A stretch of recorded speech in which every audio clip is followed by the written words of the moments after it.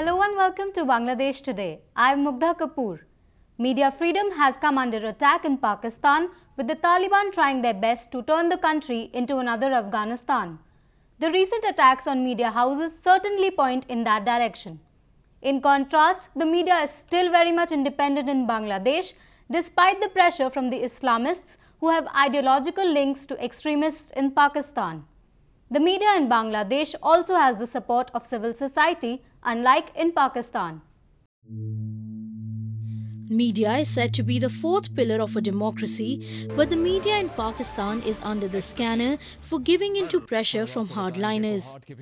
Media houses either resort to self-censorship or if not are attacked for expressing independent opinion. There has been a steady upsurge in attacks on the media houses and journalists, not only in the tribal areas but also in Balochistan and of late in the big cities. A prominent liberal Pakistani paper was forced to considerably restrain its coverage recently after its 3 employees of the media group, which included another newspaper and television channel, were killed in Karachi by armed men belonging to the Tehreek-e-Taliban last month. The paper decided that no criticism of the Taliban or right-wing parties would be published and that reports of bomb blasts would be curtailed. This incident stunned the media community in Pakistan and around the world. Not just about the media in Pakistan and the pressures that they are now under, and this paper Express Tribune, which had its people killed, and Tehreek-e-Taliban, Pakistani Taliban, has claimed responsibility and used it as a message to the media that that is going to be the way things are going to be if the media continues to criticize Taliban and its activities. Now, it shows several things. It shows the growth of Taliban, the growing hold of Taliban on the affairs in Pakistan. And now it is becoming even more assertive. It's not that the Taliban has not criticized the media in the past, but this kind of an incident of killing and claiming responsibility is to really pressurize the media to accept its diktat. And that's happening because the editor of this paper, which is a liberal paper which started 4 years ago, which is written on a whole host of issues, including, religious freedoms, gay rights, and so on. The editor has said, I cannot risk more lives. Now it's a message to the other papers also, other media organizations. And what is not yet known is how the government is going to react to this. What is the state doing about this when the media is under so much pressure and media is not allowed to do its professional work? Every media organization cannot have, mount security for all its personnel that matches Taliban. So unless the state moves in very firmly, it's going to become very, very tricky. But it also shows, as I said earlier, the growing Talibanization of Pakistan, even though you have a civilian government there headed by Nawaz Sharif, who's a liberal. So these are very disquieting developments, very worrying developments right on our borders. So it's not surprising that in the list of 180 countries in the World Press Freedom Index 2014 report, Pakistan was placed at 158th position.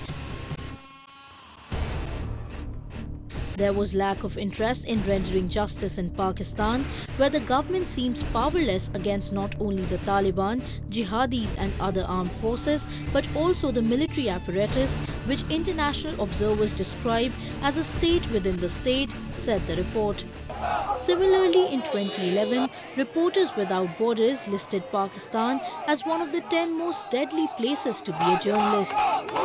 It's not just the Islamist groups but also the Pakistan Army and particularly the country's premier intelligence agency, the Inter-Services Intelligence or ISI, which has muzzled media freedom as well. In many regions, especially in Balochistan and in Pakistani Kashmir, it is very difficult for a journalist to investigate and report fairly and safely. Media in Pakistan is not a free one. The supporters of Taliban would definitely muzzle the freedom of the press there. But Pakistan president as such should take courage. The democratic forces in Pakistan should also support media. Media should always have a freedom. Otherwise there is no democracy, there is no Pakistan. And Pakistan president, Mr. Nawaz Sharif, would ensure that freedom of the press is remained despite Taliban's threat. Taliban writ will not be successful in Pakistan thanks to Mr. Nawaz Sharif. Even though Pakistan's President Mamnoon Hussain had met and assured a delegation of Press Council of Pakistan recently in Islamabad that the government does recognize the vibrant role of media in formation of a strong state, what the establishment would do in creating a fair environment for the media remains to be seen. So how does Bangladesh, which broke away from Pakistan in 1971 to become an independent country, keep alive its vibrant media despite threats from rampaging Jamaat-e-Islami and other Islamists? While the media has received support from the government of Sheikh Hasina, Bengali civil society has always guarded free speech in the country.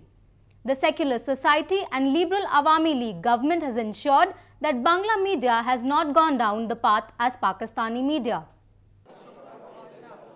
When the Awami League returned to power in January 2009, it brought a sane and conducive atmosphere for the media than under the previous military-backed interim government. Prime Minister Sheikh Hasina immediately directed the authorities to free detained journalists. Today, the main problem for the media results from the political tension between members and supporters of the Khaleda Zia-led Bangladesh Nationalist Party on the one hand and those of the ruling Awami League on the other. The BNP and Jamaat-e-Islami cadre have attempted to attack the media and try to cripple its voice, but the media has refused to be cowed down. You know, there can be a lot of it. Some people feel it's a secular society. Pakistan, its formation itself was on the basis of religion. I think it's also geopolitics. You know, Pakistan, the way where its location, its evolution, the multipolarity of authorities in Pakistan. You have a civilian government, but you have the military, which is still very powerful.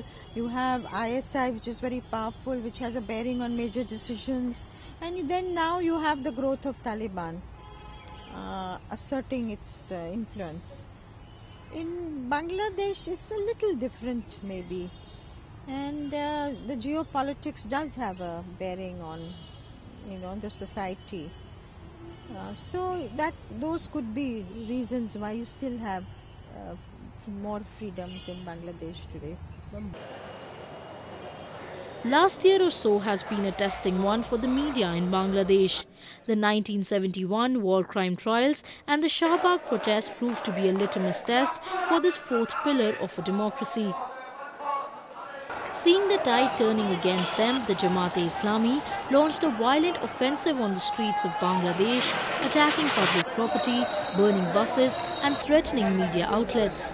Last year, in many stray incidents, Jamaat cadre attacked journalists, but strong arm of the administration and upright nature of the media in the country ensured that impartiality was not compromised. That is also one aspect, but Bangladesh situation is different from Pakistan, and the freedom of the press never been threatened in Bangladesh as it was in Pakistan by Taliban. Therefore, Taliban writ will never prevail in Pakistan or in Bangladesh, because Bangladesh has a strong press and freedom of the press is maintained, and it is an institutionalized one in Bangladesh. A reasonably free media environment has resulted in the mushrooming of hundreds of daily and weekly publications in the past few years, continuing to present a range of views. Even broadcast media has expanded in recent years, with more than a dozen satellite and television stations and radio stations now operating. The Jamaat-e-Islami and its ilk of course wants to make Bangladesh another Pakistan in every which way, be it curtailing individual freedom or restricting media freedom. This is what the government must never forget, that the Bangladeshi media played a courageous and commendable role in upholding democratic values in the country, whether it was during the time of arbitrary military regimes or during the violent Jamaat protests. More on that in the coming episodes. Thank you for watching Bangladesh Today.